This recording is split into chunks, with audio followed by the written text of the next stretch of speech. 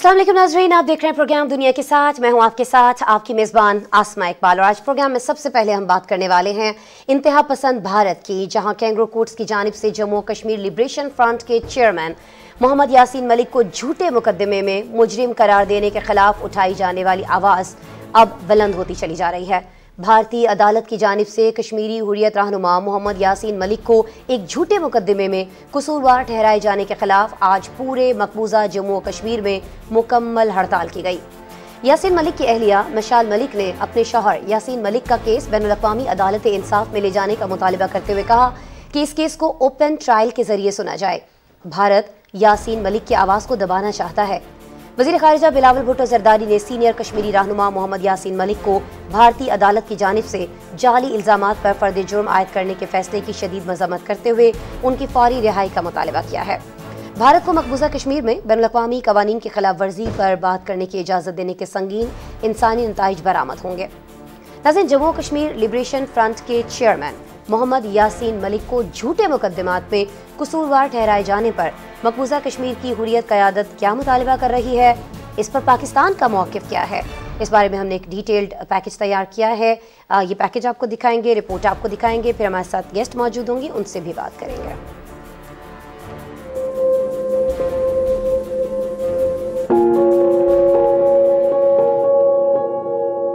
बदनामे ज़माना भारतीय तहकीकाती इदारे नेशनल इन्वेस्टिगेशन एजेंसी की अदालत की जानिब से हुर्रियत रहनुमा मोहम्मद यासीन मलिक को एक झूठे मुकदमे में कसूरवार ठहराए जाने के खिलाफ मकबूजा जम्मू कश्मीर में मुकम्मल हड़ताल की गई। कश्मीर मीडिया सर्विस के मुताबिक हड़ताल की कॉल कुल जमाती हुर्रियत कॉन्फ्रेंस ने दी। भारतीय पुलिस ने श्रीनगर में दुकानदारों को अपनी दुकानें खोलने पर मजबूर किया और उन्हें दुकानें न खोलने पर संगीन नताइज भुगतने की धमकियां दी। पुलिस ने श्रीनगर और वादी के दीगर हिस्सों में JKLF के एक रहनुमा समेत दर्जनों हुर्रियत कारकुनों को हिरासत में ले लिया। कुल जमाती हुर्रियत कॉन्फ्रेंस ने कल भी मकबूजा जम्मू कश्मीर और दुनिया के तमाम बड़े दारुल हुकूमतों में एहतजाजी मुजाहिरों की कॉल दे रखी है। मोहम्मद यासीन मलिक को जुमेरात को भारत के बदनामे ज़माना तहकीकाती इदारे NIA की अदालत ने 2017 में दर्ज किए गए एक झूठे मुकदमे में मुजरिम करार दिया था। दूसरी जानिब नई दिल्ली की बदनामे ज़माना तिहाड़ जेल में गैर कानूनी तौर पर नजरबंद जम्मू कश्मीर लिबरेशन फ्रंट के चेयरमैन मोहम्मद यासीन मलिक को उनके खिलाफ 1987 और 1988 में कायम किए गए झूठे मुकदमात की समाअत के लिए आज श्रीनगर की अदालत में वीडियो कॉन्फ्रेंस के जरिए पेश किया गया, जिसमें मोहम्मद यासीन मलिक पर काले कानून टाडा के तहत इल्जामात आयद किए गए। जम्मू कश्मीर लिबरेशन फ्रंट के चेयरमैन यासीन मलिक की अहलिया मिशाल मलिक का कहना है कि यासीन मलिक का केस बैनुल-अक़वामी अदालत इंसाफ में ले जाया जाए, ओपन ट्रायल के जरिए केस को सुना जाए। भारत यासीन मलिक की आवाज को दबाना चाहता है। बैनुल-अक़वामी तंजीमों को यासीन मलिक के खिलाफ भारतीय साजिश को देखना चाहिए। उधर वज़ीर ख़ारिजा बिलावल भुट्टो ज़रदारी ने हुर्रियत रहनुमा मोहम्मद यासीन मलिक को भारतीय अदालत की जानिब से जाली इल्जामात पर फर्द जुर्म आयद करने के फैसले की शदीद मज़म्मत करते हुए उनकी फौरी रिहाई का मुतालबा किया है। वज़ीर ख़ारिजा बिलावल भुट्टो ज़रदारी ने कहा कि अशरों से जारी भारतीय जबर के खिलाफ मोहम्मद यासीन मलिक के पुख्ता अज़्म को ऐसे गैर मुनसिफाना फैसलों से मुतज़लज़ल नहीं किया जा सकता। भारत को मकबूजा कश्मीर में तमाम सियासी कैदियों को रिहा करना और इंसानी हुकूक की संगीन खिलाफ वर्जियों को रोकना चाहिए। भारत को जान लेना चाहिए कि वो कश्मीरी अवाम को उनके हक के खुद इरादियत के इस्तेमाल से हमेशा के लिए नहीं रोक सकता, जो उन्हें अक़वाम मुत्तहिदा की सलामती कौंसिल की करारदादों के तहत दिया गया है। उन्होंने कहा कि बैनुल-अक़वामी बिरादरी को ये समझना चाहिए कि अगर भारत को मकबूजा कश्मीर में बैनुल-अक़वामी क़वानीन की खिलाफ वर्जी करने की इजाज़त दी गई तो उसकी संगीन इंसानी नताइज बरामद होंगे। बिल्कुल जी, आज हम ये देख रहे हैं पूरे मकबूजा जम्मू कश्मीर में हड़ताल की गई और कल जब ये फ़ैसला आने वाला है, यानी अब जो सुबह आएगी, इसमें जब ये फ़ैसला आ रहा होगा तो ये फ़ैसला क्या होगा इसको लेकर भी भारत के अंदर देखा जाए वहाँ पर भी बहुत सारे लोग जो हैं, ख़ास तौर पर जो इंसानी हुकूक के लिए काम करने वाली तंजीमें हैं, वो आवाज़ उठाती दिखाई देती हैं। लेकिन इस आवाज़ को दबाने की तैयारी मुकम्मल तौर पर कर ली गई है और ये तैयारी हमें मकबूजा कश्मीर के अंदर भी दिखाई देती है। भारत की जानिब से बहुत सारी जगहों पर यह कहा जा रहा है कि जी जो भी यासीन मलिक के लिए आवाज़ बुलंद करेगा, जो भी उनके हक की बात करेगा, जो भी इस तरह से उनको झूठे मुकदमे में सज़ा दिए जाने के खिलाफ बात करेगा, उस आवाज़ को खामोश करवा दिया जाए। ये भारतीय हुकूमत की तरफ से, भारतीय सरकार की तरफ से जिन फ़ौजों को तैनात किया गया है मकबूजा जम्मू कश्मीर के अंदर, उनको वाज़ेह तौर पर हिदायत कर दी गई हैं। लेकिन जी मिसाल मलिक जिन्होंने ये रिक्वेस्ट की थी मौजूदा हुकूमत से, पाकिस्तानी हुकूमत से, कि वो उनके शौहर के लिए आवाज़ उठाएं, जिनसे गुज़िश्ता कई बरसों से ख़ुद उनकी बेटी जो हैं, उनकी जो बच्ची हैं, वो मुलाकात नहीं कर पाई हैं अपने वालिद से। जिस तरह से इस कैदी को, इस प्रिजनर को एक अपनी फैमिली से दूर रखा गया है, इस तरह से हमने किसी और केस में किसी और कैदी के साथ होता हुआ नहीं देखा है कि उसको बिल्कुल भी फैमिली से मिलने तक की इजाज़त न दी जाए। और जिस तरह से इंसानी हुकूक की धज्जियाँ उड़ाई गई हैं इस कैदी को लेकर, यासीन मलिक को लेकर, इससे पहले आज तक इसकी कोई ऐसी मिसाल मिलती नहीं है कि कभी कुछ ऐसा किया गया हो। लेकिन जो यासीन मलिक के साथ किया गया है, जिस तरह से उन्हें अजियतें दी गई हैं, जिस कर्ब में, जिस अजियत में उन्हें मुब्तला रखा गया है, जिस तरह की उन्हें सज़ाएँ दी गई हैं, और सज़ा किस बात पर दी गई है? सिर्फ इस बात पर दी गई है कि जी वो बात करते हैं, वो बोलते हैं, किसके हक़ के लिए बात करते हैं, किसके लिए बोलते हैं? वो बोलते हैं जी कश्मीरियों के हक़ ख़ुद इरादियत के लिए। वो इस चीज़ के सपोर्टर रहे हैं, इस चीज़ के लिए एफ़र्ट्स करते रहे हैं कि कश्मीरियों को उनकी मर्ज़ी का फ़ैसला करने दिया जाना चाहिए। अगर वो पाकिस्तान में शामिल होना चाहते हैं तब भी, अगर वो अलग से अपनी रियासत को बनाना चाहते हैं तब भी। लेकिन ये आवाज़, और ऐसी कोई भी आवाज़ चूँकि भारत को कभी भी पसंद नहीं आती है, तो इसलिए हमने देखा है कि भारत की जानिब से कश्मीरी हुर्रियत रहनुमा मोहम्मद यासीन मलिक को एक झूठे मुकदमे में कसूरवार ठहराया गया, और उसके खिलाफ आज हमने देखा कि पूरे मकबूजा कश्मीर में मुकम्मल हड़ताल की जा रही है। पाकिस्तान में आवाज़ बुलंद हो रही है। पूरी दुनिया में बसने वाली जो इंसानी हुकूक की तंजीमें हैं, काम करने वाली इंसानी हुकूक की तंजीमें हैं, वो भी इस पर हमें बात करती हुई दिखाई दे रही हैं। और जो यासीन मलिक की अहलियाँ हैं, जिनका अभी थोड़ी देर पहले मैं जिक्र भी कर रही थी, मिसाल मलिक साहिबा, उन्होंने अपने शौहर यासीन मलिक का केस पर अक़वामी अदालत इंसाफ में ले जाने का मुतालबा करते हुए कहा है कि इस केस को ओपन ट्रायल के ज़रिए सुना जाना चाहिए, क्योंकि भारत जो है वो यासीन मलिक की आवाज़ को दबाना चाहता है। भारत को ऐसा करने से रोकना होगा। इसी पे हम बात कर लेते हैं जी। भारत को बहुत पहले रोका जाना चाहिए था, अब कहीं क्या बहुत ताख़ीर तो नहीं हो गई है? ये सारी चीज़ें हम जानेंगे जी। गज़ाला हबीब साहिबा मुझे ज्वाइन कर रही हैं, सीनियर तज्ज़ियाकार, उन्हें वेलकम करते हैं। अस्सलाम वालेकुम गज़ाला साहिबा। वालेकुम सलाम, कैसी हैं आप? ठीक हैं? बिल्कुल जी, खैरियत से। प्लीज़ अगर गज़ाला साहब की आवाज़ आप बढ़ा सके मेरे लिए। गज़ाला साहिबा, हम ये जानते हैं कि जो सीनियर कश्मीरी रहनुमा है मोहम्मद यासीन मलिक, किस तरह से इन्हें एक झूठे मुकदमे के अंदर फंसाया गया, फिर किस तरह से इनकी तकरीबन जो तमाम ही उम्र है, जवानी जो है इनकी पूरी की पूरी जेल के अंदर गुजरी, किस तरह से अजियतों के अंदर गुजरी, और क्या कुछ इनके साथ नहीं किया गया, ये हम सबके सामने है। अब ये कहा जा रहा है इनकी मिसेस की जानिब से कि ये आवाज़ जो भारत दबाना चाहता है मलिक यासीन की, इसको दुनिया भर के सामने रखना चाहिए। क्या तरीक़ाकार अब अपनाया जा सकता है, ख़ास तौर पर जब कल इनको सज़ा सुनाए जाने का इम्कान है? गज़ाला साहिबा, देखिए, एक तो ये कि हम सबको अपनी अपनी सतह पे इसके लिए आवाज़ बुलंद करनी होगी, चाहे हम कोई बहुत बड़े सियासतदान हैं, चाहे हम घर में मौजूद एक आम सी नौकरी कर रहे हैं, या घर में सिर्फ घर के काम कर रहे हैं, हम स्टूडेंट हैं, कॉलेज में पढ़ रहे हैं, यूनिवर्सिटी में पढ़ रहे हैं, हम जहाँ भी हैं, हम सबको अपनी सतह पर आवाज़ बुलंद करनी होगी इस जुल्म के खिलाफ। क्योंकि यासीन मलिक जो हैं वो अपने वतन की आज़ादी के लिए, अपने हम वतनों की आज़ादी के लिए, कश्मीरियों की आज़ादी के लिए, जो इंडिया के जबर तशद्दुद का, जुल्म और सितम का शिकार हैं, उनके लिए आवाज़ बुलंद कर रहे हैं। और कोई उनकी ऐसी मुजरमाना कार्रवाइयां नहीं है कि उनको पकड़ के जेल की सलाखों के पीछे डाला जाए, कोई उनकी ऐसी फहरिस्त नहीं है उनकी जराइम की कि जिसकी बिना पे उनको हथकड़ियां लगा के अदालतों में पेश किया जा रहा है। ये कश्मीरी कौम के साथ एक बहुत बड़ा जुल्म है, और उस जुल्म के खिलाफ आवाज बुलंद करने पर कश्मीरी कौम के एक बेटे को इस तरह से पाबंदे सलासल रखा गया है। और फिर वही हथकंडे इंडिया आजमा रहा है जो उसने अफजल गुरु के वक्त आजमाए थे, जो उसने मकबूल भट्ट शहीद के वक्त आजमाए थे।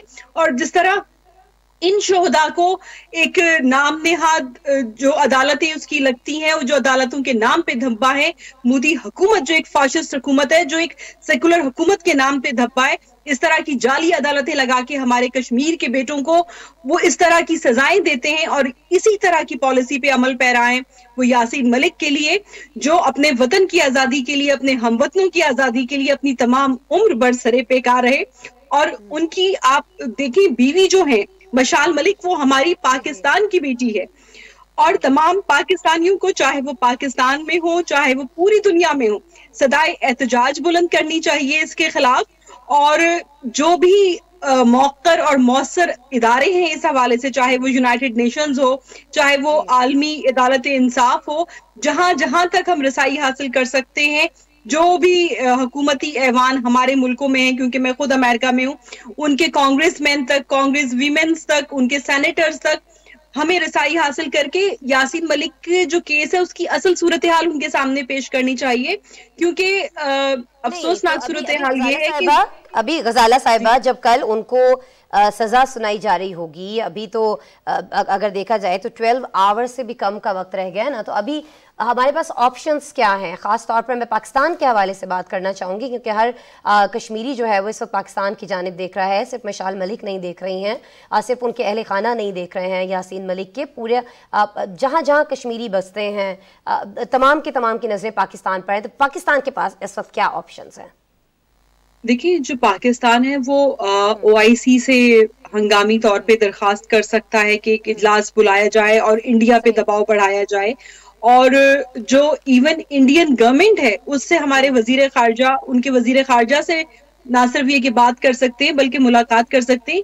कोई भी ऑप्शंस जो अवेलेबल हों उनको जरूर ट्राई करना चाहिए। और इन द लास्ट मोमेंट, जब आखिरी लम्हात रह गए हैं कि केस का फैसला आने वाला है, तो जो भी मौसर तरीन चीजें हैं, कोई हर्ज नहीं है कि अगर हमारे वजीर खारजा, इंडिया के वजीर खारजा को फोन करके बात करें, या हमारे prime minister, Indian prime minister को फोन करके बात करें, और जो कश्मीरी अवाम ही नहीं बल्कि पाकिस्तानी अवाम के जो जज्बात हैं वो भी उन तक पहुंचाएं, खुसूसन यासीन मलिक के केस के हवाले से, कि उस केस की जो प्रोसीडिंग हो रही है वो सरासर नाइंसाफी पर मबनी है। उस केस को जिस रुख पे ये लेके जा रहे हैं वो सरासर गलत है। तो ये तमाम चीजें पेश की जानी चाहिए, बात की जानी चाहिए, और सिर्फ इंडियन वजीर खारजा को नहीं बल्कि हम I think we are very lucky to have that young and ambitious prime, जो हमारे मिनिस्टर हैं वजीर खारजा के, तो बिलावल भुट्टो जरदारी, के वो तो दुनिया के जितने ममालिक से मुमकिन हो उनके वज़राए खारजा को फोन करें, टेलीफोनिक फोन करें, बात करें, ताकि दुनिया दबाव बढ़ा सके इंडिया पे, दुनिया बात कर सके इंडिया से कि तुम इस तरह से कश्मीर के बेटों को नाम नेहाद केसों के जरिए पाबंदे सलासल ना रख सकते हो, ना खौफनाक सजाएं दे सकते हो। तो मेरा ख्याल है कि जाना चाहिए, और ये बताए जाते रहने की कोशिश भी की जा चुकी है पाकिस्तान की जानिब से बहुत बार, मौजूदा हुकूमत हो या इससे पहले की हुकूमतें हों। लेकिन मैम ये फरमा दीजिएगा गजाला साहिबा, आप चूँकि फ्रेंड्स ऑफ कश्मीर की चेयरपर्सन भी हैं, बहुत गहरी निगाह भी रखती हैं, ख़ासतौर पर ये जो मामला चल रहा है यासीन मलिक का, इसके ऊपर अभी अगर कल उनको सज़ा सुनाई जाती है भारतीय कोर्ट की जानिब से, जो कि एक्सपेक्टेड है, और जो कि उनके अहले खाना भी कह रहे हैं, और बहुत सारे दीगर ज़राए भी, और लगता भी ऐसा ही है कि उनको सख्त से सख्त सज़ा दिलवाने की कोशिश की गई है भारत सरकार की जानिब से। उनकी अदालतें भी ज़ाहिर है वही फ़ैसले दे रही होंगी जिस तरह से पहले हमने वहाँ से फ़ैसले आते हुए देखे हैं, जो प्रेशर में आकर किए जाते हैं। तो आपको क्या लगता है कि फिर इनके अहले खाना के पास क्या ऑप्शन रह जाते हैं? वो उसके बाद कहीं अपील कर सकते हैं, उस सज़ा को कहीं पर चैलेंज कर सकते हैं? क्या ऑप्शंस खुले हैं फिर इस सज़ा के बाद उनके पास? देखिए, जो अहले खाना के ऑप्शंस हैं उन पे तो मैं इतना आगे ही नहीं रखती, लेकिन बहैसियत चेयरपर्सन फ्रेंड्स ऑफ कश्मीर के, एक ऐसे इदारे के जो अमेरिका में रजिस्टर्ड ऑर्गेनाइजेशन है, मैं ये इस बात का हक रखती हूँ, और अब मेरी तंजीम इस बात का हक रखती है कि इस फैसले के खिलाफ हम इंटरनेशनल कोर्ट ऑफ जस्टिस में जा सकते हैं, जो भी फैसला आए, क्योंकि हम अमेरिका की एक रजिस्टर्ड तंजीम है और हम कश्मीरियों के हकूक के लिए काम करते हैं, तो हमारे लिए ये ऑप्शन खुला है। और अल्लाह करे कि बहुत सारे अच्छे ऑप्शंस मशाल के लिए हों, उनकी बेटी रजिया सुल्ताना के लिए हों, जो एक नन्ही और मासूम बच्ची है। लेकिन हमारे लिए हम जो कश्मीरी डायस्पोरा हैं, हमारी जो सिर्फ फ्रेंड्स ऑफ कश्मीर नहीं, मुख्तलिफ तंजीमें यहाँ पे हैं, अमेरिका में रजिस्टर्ड इदारे हैं जो कश्मीरियों के हकूक के लिए आवाज बुलंद करते हैं, उनके इंसानी हकूक की खिलाफ वर्जियों के खिलाफ सदाए एहतजाज बुलंद करते हैं, जो इंडिया की ब्रूटलिटी है उसके खिलाफ आवाज बुलंद करते हैं। तो बहरहाल ये जो एक ऑप्शन है, क्योंकि मेरे लिए मशाल बहन की तरह है, यासीन मेरे भाई की तरह है, तो हमारी जो तंजीम है, हम पहले से ही सलाह मशवरे शुरू कर चुके हैं जो कानूनी माहिरीन हैं उनसे कि हम क्या स्टेप ले सकते हैं। और जो एक बहुत जो अहम जो चीज सामने आई कि हम बहैसियत तंजीम हमें ये हक हासिल है कि हम इंटरनेशनल कोर्ट ऑफ जस्टिस में यासीन मलिक की सजा के खिलाफ अपील कर सकते हैं और जा सकते हैं। और फ्रेंड्स ऑफ कश्मीर ने, जैसा कि आपको मालूम हो, पहले भी ह्यूस्टन के सिटी कोर्ट में मोदी के खिलाफ जो ह्यूमन राइट्स की वायलेशन है उस पर $100 मिलियन का सू किया था। हमारे पास वक्त कम है, प्रोग्राम में हमें एक ब्रेक भी शामिल करना है, लेकिन चलते चलते मैं चाहूंगी मुख्तसर अगर आप जवाब दे दें, कश्मीरियों का जज्बा इस वक्त क्या है, खास तौर पर कश्मीरी नौजवान इस वक्त क्या सोच रहा है कल आने वाले इस बड़े फैसले को लेकर। बहुत ज्यादा वहाँ जो फौज तैनात है उसको अलर्ट कर दिया गया है, बहुत सारे इलाकों में कर्फ्यू नाफिज कर दिया गया है, खुद कश्मीरियों ने वहां पर हड़ताल भी कर रखी थी। आज कल के लिए क्या लाहे अमल है, खासतौर पर कश्मीरी जो नौजवान है उनका? देखिए, जिस तरह आपने खुद कहा कि जो कश्मीर का इलाका है उसमें तो पूरा कर्फ्यू नाफिज है, लेकिन तारीख इस बात की गवाह है कि जब भी ऐसा हुआ है कश्मीरी नौजवान, उनके माँ बाप, उनके बच्चे बच्चियां, बहन भाई सब रुकावटें तोड़ के बाहर निकले और इंशाल्लाह कल भी हम ऐसा ही करेंगे। बहुत जिस तरह से आप इस वक्त दुखी हैं, आप इमोशनल हो रही हैं, यकीन करें कि हमारे लिए भी बहुत मुश्किल हो रहा है इस टॉपिक पर इवन बात भी करना। एंड वी रियली प्रे कि कल कोई ऐसी खबर ना आए जो न सिर्फ उनकी फैमिली के लिए बल्कि हमारे लिए भी यहाँ से अपने नाज़रीन तक पहुँचाना भी मुश्किल हो जाए। बहुत सारी दुआएं। गज़ाला साहिबा, आप जिस तरह से कश्मीरियों की आवाज़ बनी हुई हैं, फ्रेंड्स ऑफ कश्मीर को चेयर कर रही हैं, उसकी चेयरपर्सन हैं और अभी भी इस मामले पर इतनी बात कर रही हैं, बहुत शुक्रिया जी। और बहुत सी दुआएं आप तमाम एफ़र्ट करने वाले लोगों के लिए और ख़ास तौर पर यासीन मलिक के लिए, उनकी फ़ैमिली के लिए, उनके बच्ची के लिए ख़ास तौर पर जी। हम बात करते थे यासीन मलिक के हवाले से, बात हम आगे भी चलकर इस टॉपिक पर करते रहेंगे, जब तक उन्हें इंसाफ नहीं मिलता है तब तक करते रहेंगे। और पाकिस्तान हमेशा से कश्मीरियों के लिए आवाज़ बुलंद करता आया है। अभी हमें एक ब्रेक लेना है, ब्रेक के बाद जब आपसे मिलेंगे तो कुछ मज़ीद टॉपिक्स जो है प्रोग्राम का हिस्सा बनाएंगे। हमारे साथ रहिएगा।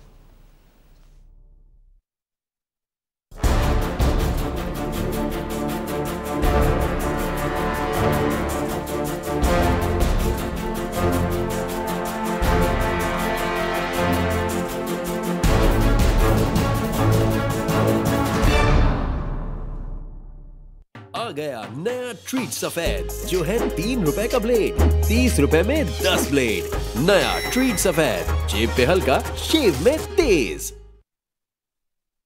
2014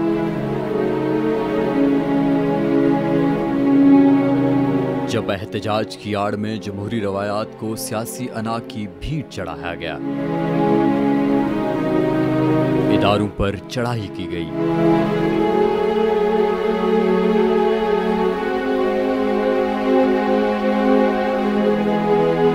चलती मईशत का पहिया रोका गया,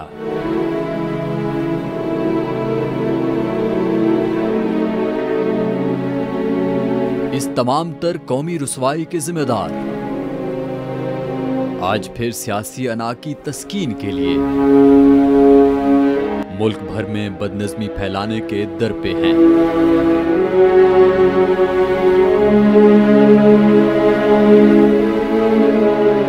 हम सबको सोचना होगा, मुआशी कशमकश का शिकार पाकिस्तान क्या ऐसे गैर जमहूरी रवैयों का मुतहम्मिल हो सकता है?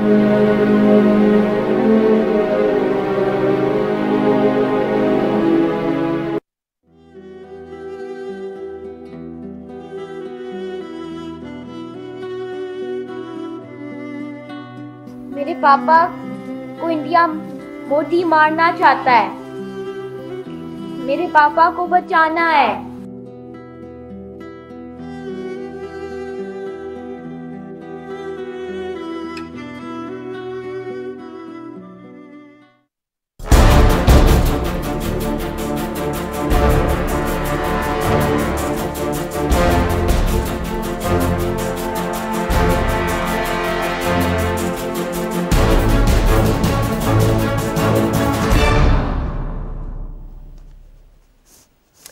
वेलकम बैक जी। प्रोग्राम में अब हमें बात करनी है रूस यूक्रेन जंग को लेकर सूरत हाल से आपको आगाह करना है, जहां 4 माह से जंग जारी है।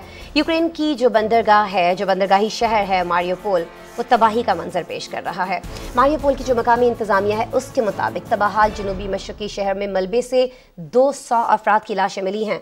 खबर एजेंसी रिपोर्ट कर रही है कि डोनेत्स्क के शहर सोतेलोदार्स्क पर कब्जा कर लिया गया है और रूस के अपोजिशन रहनुमा एलेक्सी नावलनी ने एक बार फिर सदर पुतिन पर तनकीद करते हुए यूक्रेन पर हमले को उनका पागलपन करार दे दिया है। उन्होंने ये कहा कि ये जंग झूठ पर मबनी बयानिए पर शुरू की गई है।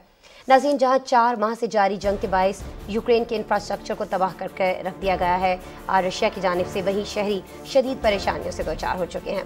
जो यूक्रेन 4 माह कबल दुनिया को खुराक फराहम किया करता था, अब उनके अपने लोग दर बदर की ठोकरें खाने पर मजबूर हैं। इस जंग की वजह से आलमी सतह पर भी खुराक की किल्लत का सामना करना पड़ रहा है। इसी बहरान से निपटने के लिए वर्ल्ड इकोनॉमिक फोरम का स्विट्जरलैंड के शहर डेवोस में अहम इजलास भी हो रहा है। यूरोपीय कमीशन के सदर ने इस बहरान से निपटने के लिए रूस से बात करने की तजवीज़ दी है। सदर ज़ेलेंस्की ने भी इस फोरम से खिताब किया है। इस जंग के तनाजुर में आलमी बैठक कितनी अहम है और अमेरिका अब यूक्रेन के दिफा के लिए क्या हिकमत अमली इख्तियार करने जा रहा है, इस पर हमारे पास एक डिटेल्ड रिपोर्ट है, आपको दिखाएंगे।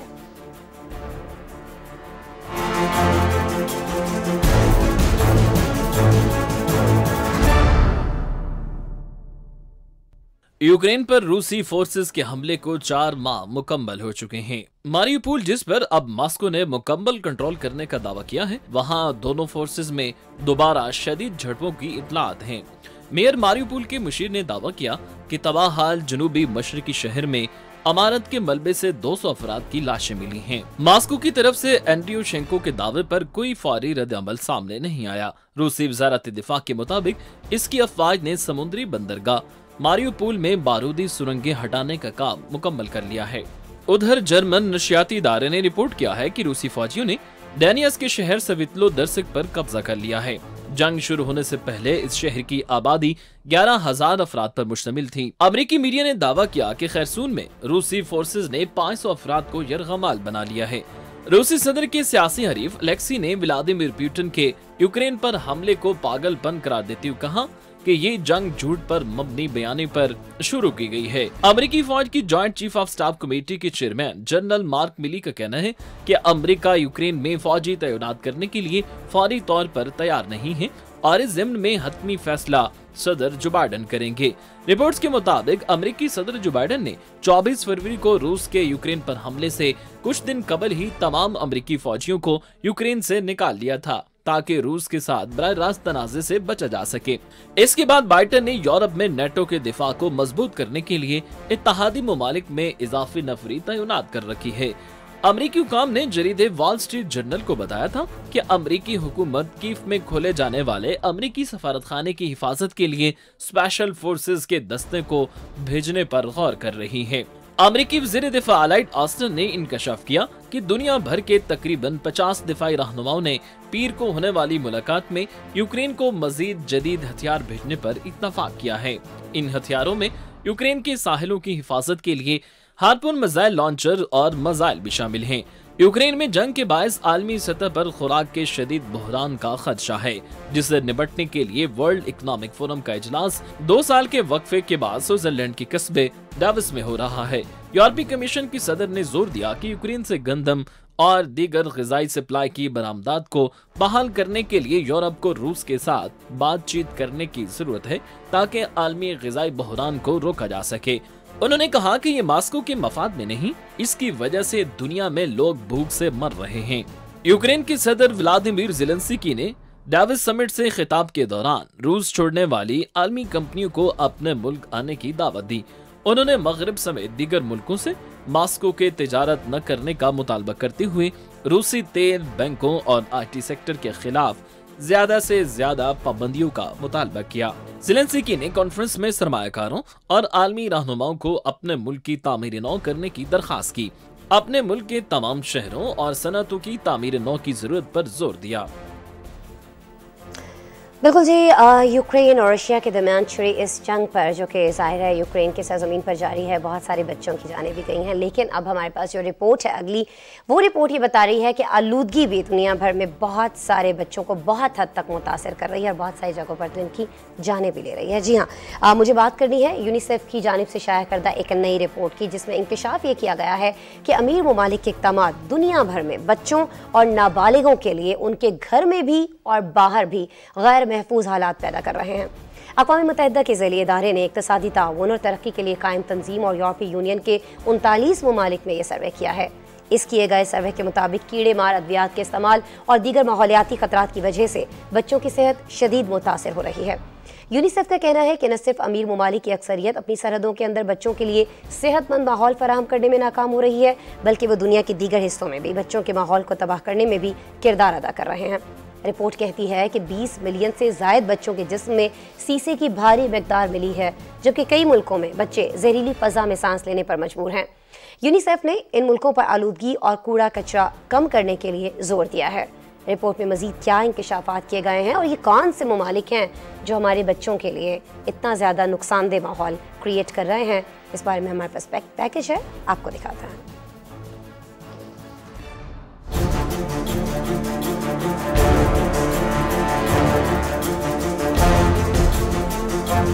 दुनिया के कई ममालिक में बच्चे जहरीली हवा में सांस ले रहे हैं।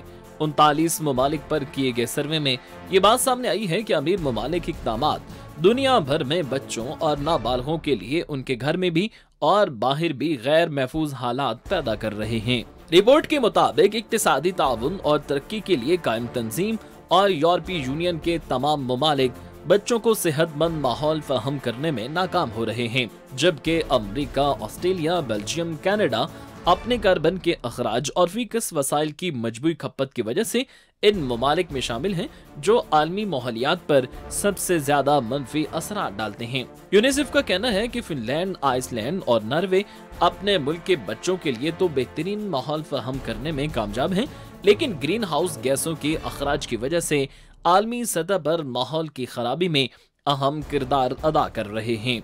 रिपोर्ट के मुताबिक मैक्सिको में फिजाई आलूदगी की वजह से बच्चों की सेहत सबसे ज्यादा मुतासिर है, जबकि फिनलैंड और जापान में फिजाई आलूदगी सबसे कम पाई गई है। यूनिसेफ का कहना है कि बेल्जियम, इसराइल, हॉलैंड, पोलैंड और स्विट्जरलैंड के हर 12 में से एक से ज्यादा बच्चे कीड़े मार अद्वियात की शदीद आलूदगी का शिकार हैं। कीड़े मार अद्वियात की आलूदगी न सिर्फ कैंसर का बायस बनती है, बल्कि बच्चों के आसाबी, कल्बी, हाजमा, तौलीदी, खून और मुदाफती निज़ाम को भी नुकसान पहुंचा सकती है। यूनिसेफ ने बच्चों के माहौल की हिफाजत और बेहतरी के लिए तमाम ममालिक पर आलूदगी और कूड़ा कचरा कम करने के लिए जोर दिया है। गुज़िश्ता साल अगस्त में अक़वाम मुत्तहिदा की शाया करदा रिपोर्ट में कहा गया था कि 1 अरब बच्चों की सेहत और जिंदगियों को माहौलियाती तब्दीलियों की वजह से शदीद खतरात लाहक हो गए हैं। माहौलियाती तब्दीलियों से कई ममालिक के बच्चे सांस लेने के लिए साफ हवा और पीने के साफ पानी से बेतदरीज महरूम होते जा रहे हैं। रिपोर्ट्स के मुताबिक मौसमियाती तब्दीलियों का रास्ता रोकने की कोशिश में नाकामी की सूरत में बच्चों पर नाकाबिले बयान मनफी असरात मुरतब होंगे, जिनकी तलाफी भी मुमकिन नहीं हो सकेगी। यूनिसेफ का कहना है कि बढ़ता हुआ फुजला, शदीद फिजाई आलूदगी और कुदरती वसाइल का बेदरेग इस्तेमाल न सिर्फ हमारे बच्चों की जिस्मानी और ज़हनी सेहत को नुकसान पहुँचा रहे हैं, बल्कि जमीन के लिए भी बड़ा खतरा है। हुकूमतों को ऐसी पॉलिसियों पर अमल करना चाहिए जो कुदरती माहौल की हिफाजत करें। बिल्कुल जी, माहौल की हिफाजत को यकीनी बनाया जाना चाहिए, ख़ासतौर पर जब हमारे बच्चे मुतासर हो रहे हैं, हमारी आने वाली नस्ल मुतासर हो रही है, तो इस पर काम किया जाना और फौरी काम किया जाना बहुत ज़्यादा ज़रूरी हो चुका है।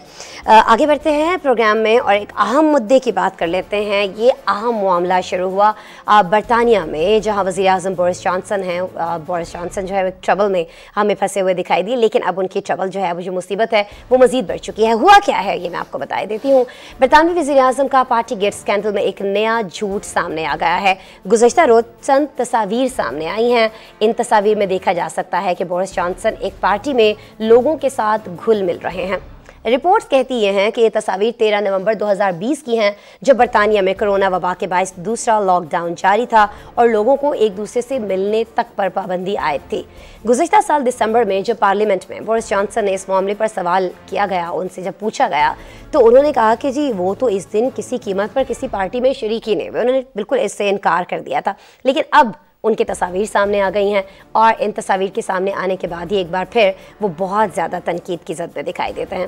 इससे पहले पार्टी गेट स्कैंडल में बरतानवी वज़ीर-ए-आज़म पर जून 2020 में एक सरप्राइज बर्थडे पार्टी में शिरकत करने पर जुर्माना भी आयद किया गया था, जिसके बाद बोरिस जॉनसन इक़्तिदार में रहते हुए कानून शिकनी के लिए जुर्माना अदा करने वाले जदीद बरतानिया के पहले वज़ीर-ए-आज़म बन गए थे। लेकिन ये सारा मामला क्या है और अब ये तस्वीरें सामने आने के बाद क्या सिर्फ उनको मज़ीद जुर्माना किया जाएगा या फिर जो उनके ऊपर एक प्रेशर आ रहा था कि जी वो अपना ओहदा छोड़ दें, वज़ारत उज़्मा छोड़ दें, ये मामला एक बार फिर से बहुत ज़्यादा उछाला आ जाएगा। इन पिक्चर्स के बाद इस सारे मामले पर आपको रिपोर्ट दिखाते हैं।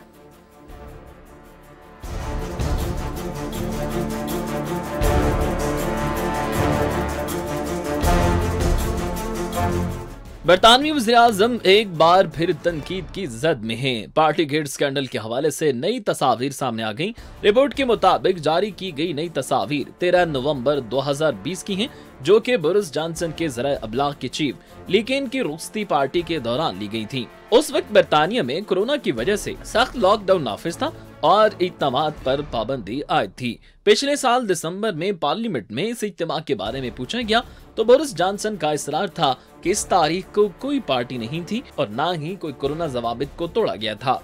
इसमें इख्तिलाफ की लेबर पार्टी की डिप्टी लीडर ने बोरिस जॉनसन को तनकीद का निशाना बनाते हुए कहा कि बोरिस जॉनसन एक बार फिर पार्लियामेंट से और बरतानवी आवाम से झूठ बोलने की कोशिश की है। तस्वीर से साफ मालूम होता है कि वो इस तारीख को पार्टी में शरीक थे। वज़ीर-ए-आज़म ने जानते बूझते हुए कानून तोड़ा। लेबर पार्टी की जानिब से वज़ीर-ए-आज़म के इस्तीफे का एक बार फिर से मुतालबा भी किया जा रहा है। गुज़िश्ता साल कोरोना वबा के दौरान कोरोना ज़ाब्ते तोड़ने की रिपोर्ट सामने आने के बाद से शदीद तनकीद के जद में रहे हैं। गुज़िश्ता माही पार्टी गेट स्कैंडल की तहकीकात के दौरान बोरिस जॉनसन पर जून 2020 में एक सरप्राइज बर्थडे पार्टी में शिरकत करने पर 50 पाउंड जुर्माना आयद किया गया था। पुलिस की 20 नवंबर के मामले में तहकीकात के बाद एक दूसरे शख्स को तो जुर्माना किया गया था, लेकिन बरतानवी वज़ीर-ए-आज़म बच निकले थे। बरतानवी सेक्रेटरी ऑफ ट्रांसपोर्ट का वज़ीर-ए-आज़म की हिमायत में कहना है कि बोरिस जॉनसन अपने अमले के एक रुकन की अलविदाई पार्टी में सिर्फ उसे रुखसत करने गए थे, वो वहाँ रुके नहीं थे। शायद यही वजह है कि पुलिस ने इस मामले में उन्हें जुर्माना नहीं किया था। हालिया तस्वीर एक ऐसे वक्त में सामने आई हैं जब एक सीनियर सरकारी ऑफिसर सेव ग्रे की जानिब से बोरिस जॉनसन ने कोरोना वबा के दौरान जितने भी कवानीन तोड़े गए उन सब पर एक तफसीली रिपोर्ट शाया होने का शिद्दत से इंतजार किया जा रहा है। बरतानवी अखबार के मुताबिक बोरिस जॉनसन की पूरी कोशिश है कि पार्टी गेट नामी ये रिपोर्ट मंजर आम पर ना आ सके और इसलिए वो सरकारी अफसर पर दबाव भी डाल रहे हैं, जबकि दूसरी तरफ इस रिपोर्ट की जल्द अज जल्द इशात के लिए मुतालबों में इजाफा होता जा रहा है। हिज़्ब इख्तिलाफ का कहना है कि अगर बोरिस जॉनसन झूठ नहीं बोल रहे तो उन्हें इस रिपोर्ट की इशात से कोई मसला नहीं होना चाहिए। नाज़रीन, और प्रोग्राम में हम रुख करने जा रहे हैं बर-ए-आज़म अफ्रीका का, जहां सूडान में फ़ौजी बगावत के खिलाफ एक बार फिर मुजाहिरीन जो है वो सड़कों पर निकल आए हैं। दारुल हुकूमत खर्तूम और जुबा शहर में होने वाले मुजाहिरों में हज़ारों की तादाद में लोगों ने शिरकत की। सिक्योरिटी फोर्सेज और मुजाहिरीन में झड़पें भी हुई हैं और एक शख्स के हलाक जबकि दर्जनों के जख्मी होने की इत्तलात आ रही हैं। नाज़रीन, सूडान में मुजाहिरीन सिविलियन हुकूमत की बहाली का मुतालबा करते हुए दिखाई दे रहे हैं। ये कुछ मनाजिर भी हम आपको दिखा रहे हैं उन्हीं इलाकों के जहाँ पर ये झड़पें हो रही हैं। किस तरह से सिक्योरिटी फोर्सेज की जानिब से यहाँ मुजाहिरीन को निशाना बनाया जा रहा है, आप इसमें वाज़े तौर पर देख सकते हैं। आपको बताएं कि गुज़श्ता साल 25 अक्टूबर को फ़ौज ने इक़्तिदार पर कब्जा कर लिया था और उसके बाद से ही वज़ीर-ए-आज़म अब्दुल्ला हमदोक को नज़रबंद किया गया। फ़ौज से मुआहदा करके नवंबर में उन्हें दोबारा ओहदे पर बहाल किया गया था और वज़ीर-ए-आज़म रवां साल जनवरी में अपने ओहदे से अलग हो गए, जिसके बाद मुल्क का मुकम्मल कंट्रोल जो है वो फ़ौज के पास आ चुका है। अब फ़ौज बगावत के नतीजे में होने वाले मुजाहिरों में सैकड़ों अफराद को हलाक कर चुकी है। अब भी जमहूरियत की बहाली का लोग उसी तरह से मुजाहरा कर रहे हैं, उसी तरह से मुतालबा कर रहे हैं। जो सैकड़ों अफराद की हलाकतें हैं ये भी यहाँ पर मुजाहिरीन को रोक नहीं सक रही हैं। सिविलियन हुकूमत को इक़्तिदार में लाने के लिए कोशिशां यहाँ पर जो लोग हैं और सूडान में जो फ़ौजी बगावत और उसके बाद होने वाली कोशिशों पर हमने एक रिपोर्ट तैयार की है। सिचुएशन क्या है, कैसे संभाली जा सकती है और फ़ौज वहाँ की जो है वो इस बारे में क्या सोच रखती है, किस तरह से रद्द-ए-अमल रिएक्शन दिया जा रहा है अवाम के इन मुजाहरों के ऊपर, ये भी आपको बताएंगे। और फिर इसके बाद वहाँ के अवाम जो हैं वो इस पर क्या रिएक्शन दे रहे हैं और क्यों शिद्दत आती चली जा रही है इन तमाम मुजाहरों में, पैकेज में देखिए।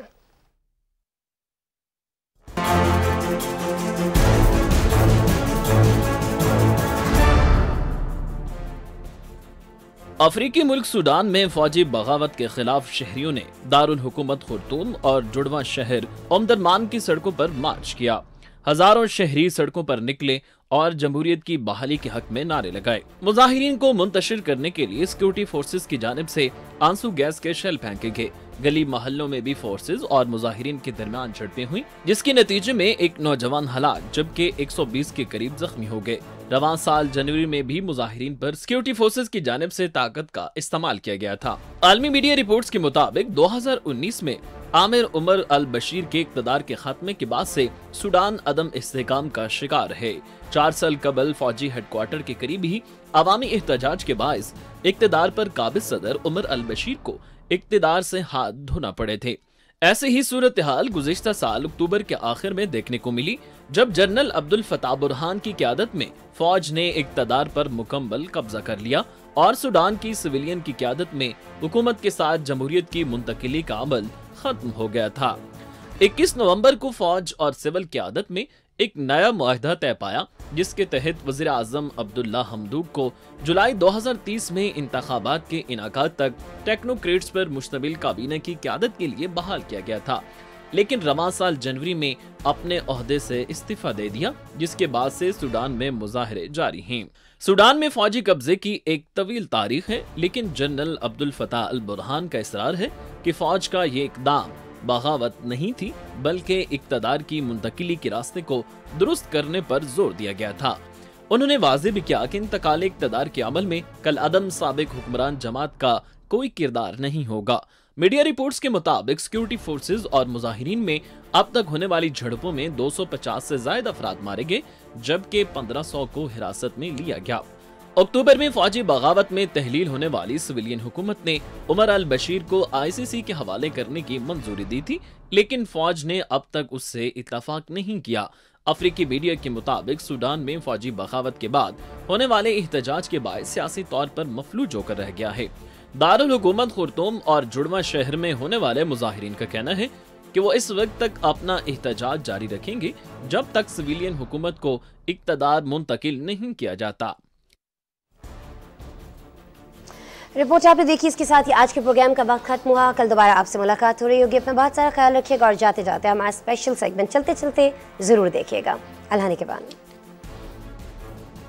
मुख्तसर दौरानी की वीडियोस के आलमी शोहरत याफ्ता प्लेटफॉर्म टिकटॉक ने लाइव सब्सक्रिप्शन के ऑप्शन का ऐलान कर दिया। टिकटॉक के मुताबिक लाइव सब्सक्रिप्शन इसकी हिकमत अमली का हिस्सा है ताकि डिजिटल मवाद बनाने वालों की माली तौर पर मदद हो सके। कंपनी का कहना है कि इसमें चंद मारूफ अकाउंट्स को ये इजाजत दी जाएगी कि वो सब्सक्राइबर से फीस वसूल कर सके। इब्तदा में सिर्फ दावत मिलने पर ये फीचर फाल हो सकेगा, मगर जल्द ही ये दुनिया भर में दस्तयाब होगी। टिकटॉक के हरीफ इंस्टाग्राम और फेसबुक ने हाल ही में ऐसे इक़दामात मुतारिफ कराए हैं। सऊदी अरब की समाज से महरूम नौजवान ने बहरे और गूंगे अफराद को इशारों की ज़बान में मुख्तलिफ उमूर की अंजामदही की तरबियत देने के लिए यूट्यूब चैनल बना लिया। गैर मुल्की मीडिया के मुताबिक सऊदी नौजवान अब्दुल्ला अल गामदी को समाज की महरूमी की वजह से खुद काफी मुश्किलात और दुश्वारियों का सामना करना पड़ा, जिसके बाद अल गामदी के वालिदैन ने डॉक्टर के मशवरे से उसे आलाए समात लगवाया, जो सऊदी नौजवान की ज़हमतों में कमी का सबब बना। अपनी मुश्किलात को देखते हुए अब्दुल्ला ने अरबी और अंग्रेजी इशारों की जुबान में महारत हासिल की और अब यूट्यूब चैनल के जरिए कुव्वत गुआई और समाज से महरूम अफराद को इशारों की जुबान सिखाता है ताकि वो भी अपनी मुश्किलात का इजाला कर सकें। अब्दुल्ला की ये काविश सिर्फ समाज से महरूम लोगों के लिए नहीं, बल्कि उनका यूट्यूब देखने वाले हर शख्स के लिए इशारों की जुबान सीखने में मददगार साबित हो रही है। कछुओं के आलमी दिन के मौके पर कंबोडिया के बाशिंदों ने 580 कछुओं के बच्चे दरियाए मेकोंग में छोड़ दिए। कंबोडिया में कछुए शदीद खतरे से दोचार हैं। लोगों में इस हवाले से आगाही फैलाने के लिए वाइल्ड लाइफ कंजर्वेशन सोसाइटी की जानिब से इस इवेंट का इनेकाद किया गया। कंजर्वेशन सोसाइटी के मुताबिक गैर कानूनी शिकार की वजह से न सिर्फ कंबोडिया बल्कि वियतनाम और थाईलैंड में भी कछुए की कई नस्लें मादूम होती जा रही हैं। शदीद खतरे से दो चार कछुए की कैंटोर नामी नस्ल के देवहिकल नर्म शेल कछुए गुज़िश्ता दहाई के दौरान कंबोडिया के जंगलात से तकरीबन खत्म हो चुके थे, लेकिन अब वाइल्ड लाइफ की जानिब से इस नस्ल के तहफ़्फ़ुज़ की कोशिशों के तहत गुज़िश्ता साल 1300 के करीब और रवां साल 1500 कछुए दरिया में छोड़े गए हैं। दुनिया का मशहूर कान्स फिल्म फेस्टिवल अपनी तमाम तर रंगीनियों के साथ फ्रांस में जारी है। दुनिया भर की मशहूर फिल्मी शख्सियात 75वें कान्स फिल्म फेस्टिवल में अपने जलवे बखेर रहे हैं। रवां साल फिल्म के पहले रोज इब्तना में ही ज़ुम्बीज़ पर बनाई गई फिल्म को दिखाया गया है, जिसके बाद दीगर फिल्मों की भी स्क्रीनिंग की गई। कान्स फिल्म फेस्टिवल का इनाकाद हर साल रवायती तौर पर मई के वक्त में होता है, लेकिन कोरोना की वबा के बायस 2020 और 21 में इसे ताखीर से मुनाकिद किया गया था। ये फिल्मी मेला 28 मई तक जारी रहेगा, जिस दौरान पाकिस्तानी फिल्म जॉयलैंड समेत भारतीय, अमरीकी, बरतानवी और फ्रांसीसी समेत दुनिया के कई ममालिक की फिल्में दिखाई जाएंगी।